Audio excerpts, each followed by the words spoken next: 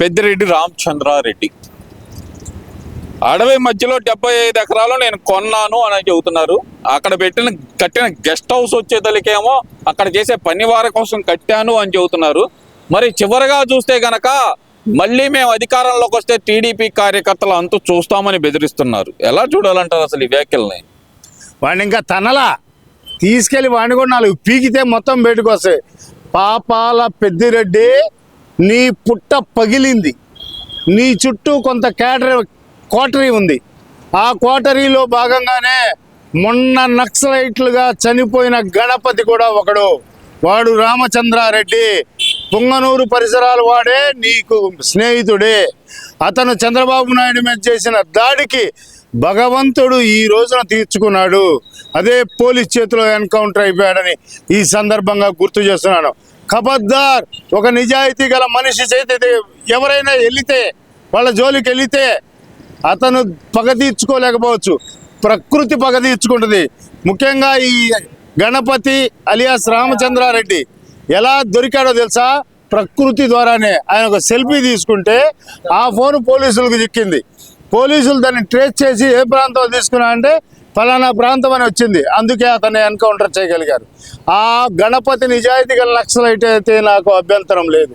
కానీ రామచంద్రారెడ్డి అనుచరుడు. అట్లాగే ఆయన పుట్టలో చాలా పాములు ఉన్నాయి. మొత్తం కల్లం గంగిరెడ్డి మొత్తం సంగతి కూడా ఈరోజు బట్టబయలైంది. ఇకపోతే పెద్దిరెడ్డి 75 ఎకరాల పొలం నడడివిలో, చుట్టూ ఏ ఊరు లేదు. మంగళం అడవుల్లో వీరప్పని కూడా దోచుకోలేదు కదా ఇంత దారుణంగా. ఆడు కూడా పాపం చచ్చిపోయేదాకా చెట్ల కింద పుట్ల కింద పడుకున్నాడు. కానీ నీలాగా అంత పెద్ద కాంప్లెక్స్ కట్టలేదు, పెద్ద విలాసవంతమైన బిల్డింగ్ కట్టావు నడ అడవిలో. నీ బాబుగాడి సొమ్మనా దానికి రోడ్లు వేసావు గవర్నమెంట్ డబ్బులతో? నీ తాత ముళ్ళు ఉందనా అక్కడ బిల్డింగులు కట్టావు? తేలుస్తాం.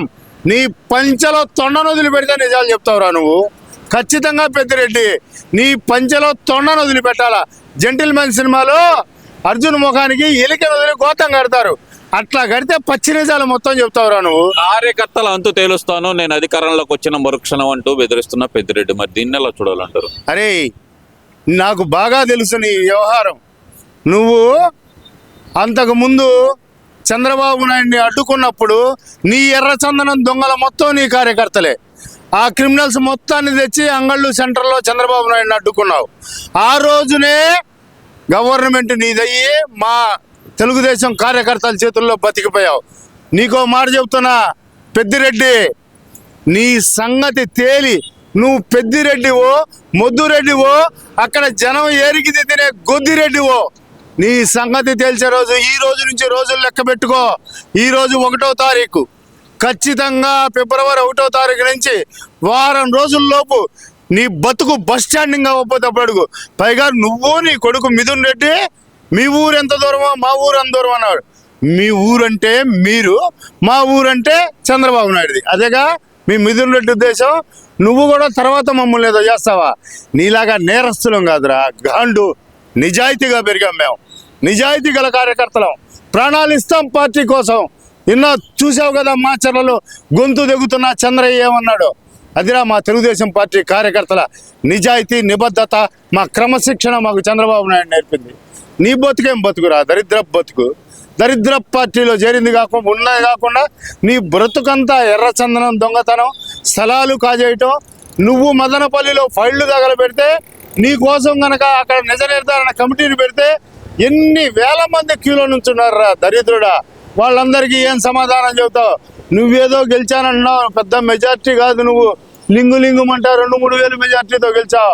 మా వాళ్ళు మొత్తం 40,000 నుంచి పైనే, 70,000, 90,000.